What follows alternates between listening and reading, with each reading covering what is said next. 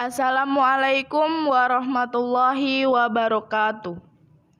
Kami dari Universitas Terbuka, Prodi Akuntansi Keuangan Publik, mata kuliah Ilmu Alamiah Dasar dengan dosen pengampuh Herwindo Rozi M.Com.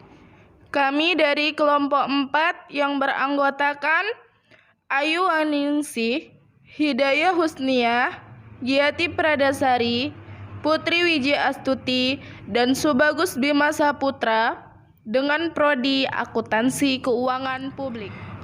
Ilmu Alamiah Dasar. Perkembangan penalaran dan fisik manusia. KB pertama. Proses perkembangan alam pikir manusia. KB kedua. Perkembangan fisik, sifat, dan pikiran manusia. KB ketiga. Sejarah pengetahuan yang diperoleh manusia. Proses perkembangan alam pikir manusia. A. Sifat unik manusia. Manusia sebagai makhluk hidup umumnya mempunyai sifat unik, yaitu 1. Organ tubuhnya kompleks dan sangat khusus, terutama otaknya, sehingga manusia merupakan makhluk hidup yang cerdas dan bijaksana atau Homo sapiens. 2. Mengadakan metabolisme atau pertukaran zat, yakni adanya zat yang masuk dan keluar dari tubuhnya. 3. Memberikan tanggapan terhadap rangsangan dari dalam dan luar. 4. Memiliki potensi untuk berkembang biak. 5. Tumbuh dan bergerak. 6. Berinteraksi dengan lingkungannya. 7. Apabila tiba masanya, ia akan mati. B. Rasa ingin tahu. Rasa ingin tahu juga merupakan salah satu ciri khas manusia. Ia mempunyai kemampuan untuk berpikir, sehingga rasa keingintahuannya tidak tetap sepanjang zaman. Karena apa? Karena manusia akan selalu bertanya apa, bagaimana, dan mengapa. Begitu manusia juga mampu menggunakan pengetahuannya yang terdahulu untuk dikombinasikan dengan pengetahuan yang baru, sehingga menjadi pengetahuan yang lebih baru. C. Manusia selalu ingin tahu. Pada umumnya, volume otak manusia sebesar 1200 hingga 1500 cc. Dalam kondisi otak demikian, manusia memiliki sifat selalu ingin tahu.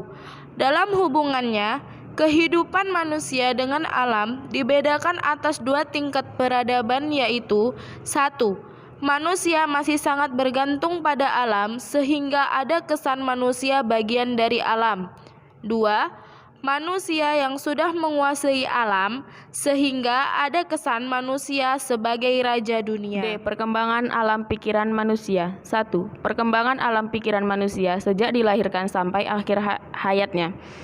Alam pikiran manusia akan semakin berkembang sesuai dengan peningkatan umurnya. Sampai pada suatu saat di mana umurnya semakin tua, akan terjadi penurunan daya ingat sehingga alam pikiran manusia tidak lagi berkembang. 2. Perkembangan alam pikiran manusia sejak zaman purba hingga dewasa ini. Terdorong rasa ingin tahu yang sangat kuat, manusia purba melalui penyelidikan apa penyebab terjadinya fenomena dan melakukan penyelidikan atas terjadinya fenomena alam.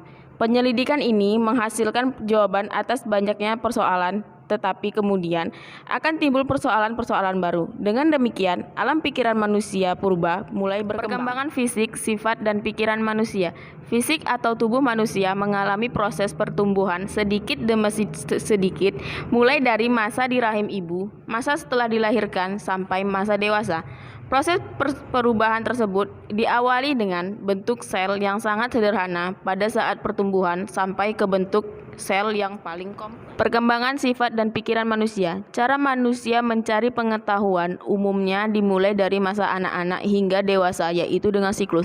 1. Masa bayi 0-2 tahun. 2. Masa kanak-kanak 3-5 tahun. 3. Masa sekolah 6-12 tahun. 4. Masa remaja 13-20 tahun.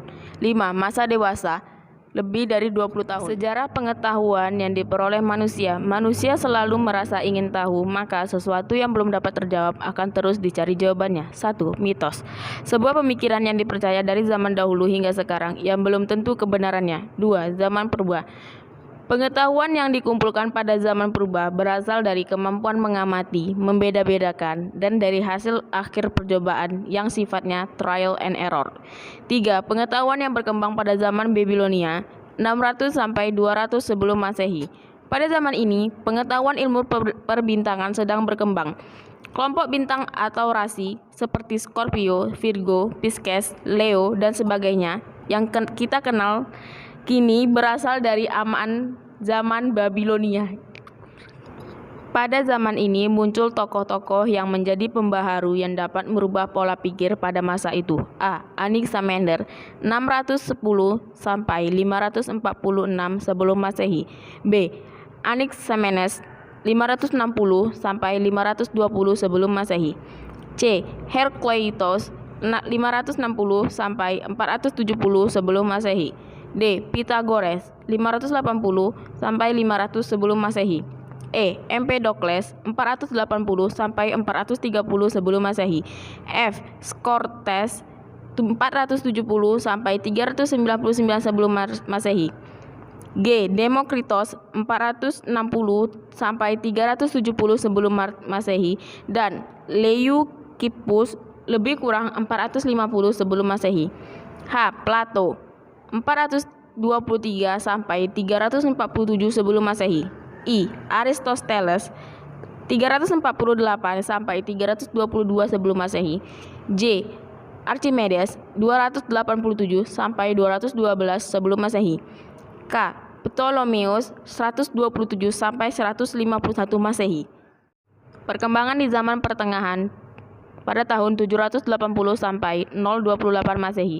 Perkembangan ilmu pengetahuan selanjutnya terjadi dan berkembang di Timur Tengah pada abad pertengahan yang diprakarsai oleh bangsa Arab. Banyak peninggalan pengetahuan bangsa Yunani yang diterjemahkan ke dalam bahasa Arab dan ditulis dalam bentuk buku serta dipakai sebagai acuan pada dunia Islam dan Eropa.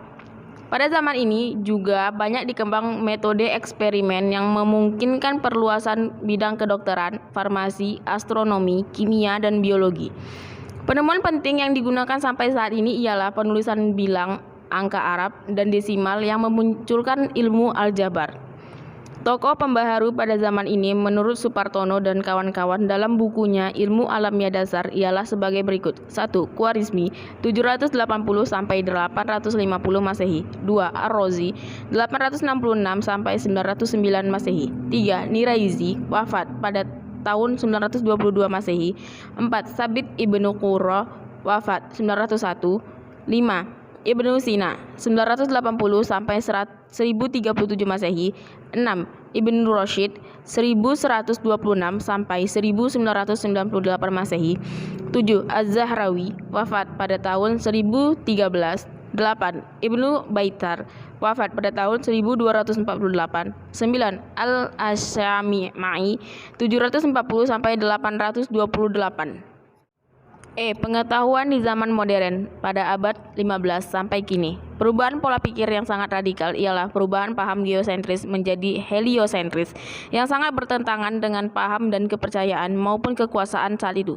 Pakar yang penting pada era itu ialah Kopernikus pada tahun 1447 sampai 1543 dan Galileo pada tahun 1546 sampai 1642. Kopernikus dalam bukunya De Revolutionibus Orbim Caelestinum atau Peredaran Alam Semesta menyatakan sistem heliosentris. Selain tokoh-tokoh tersebut, ada beberapa tokoh lainnya sebagai berikut. 1.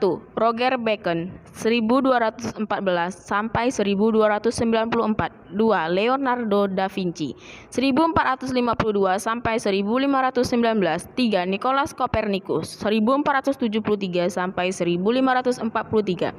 4. Francis Bacon 1561 sampai 1662. 5.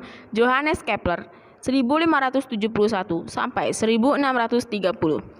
6. Galileo Galilei 1546 sampai 1642. 7.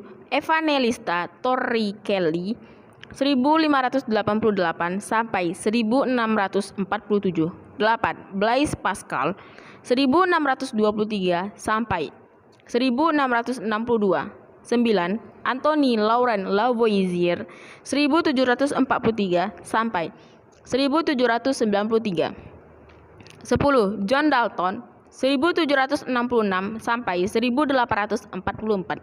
11. Anthony Leeuwenhoek 1632 sampai 1723.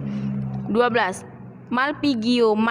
Malpighi 1628 sampai 1694. Sekian presentasi dari kami. Semoga Anda dapat memahaminya. Apabila ada kesalahan dalam pengetikan atau penulisan dan pengucapan, kami mohon maaf. Wassalamualaikum warahmatullahi wabarakatuh.